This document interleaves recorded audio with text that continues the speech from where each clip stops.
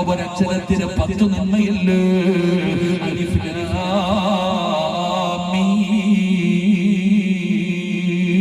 ഏതെങ്കിലും ഒരു മനുഷ്യനതാ അലിഫ് ലാം മീം പഠിച്ചവനെ 3 അക്ഷരമാണ് അലിഫ് ലാം മീം. 30 പ്രതിഫലങ്ങള്, ഒരക്ഷരത്തിന് 10 പ്രതിഫലമാണ്.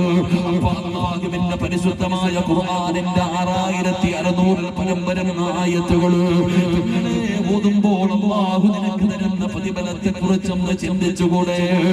എന്റെ പ്രിയപ്പെട്ട വാപ്പാ, ഓതാനറിയില്ലേ?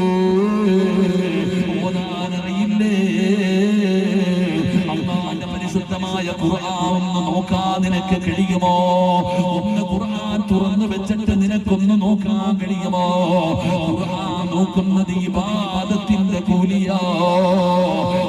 അറിയില്ലെങ്കിലും അല്ലാഹുവിന്റെ പരിശുദ്ധമായ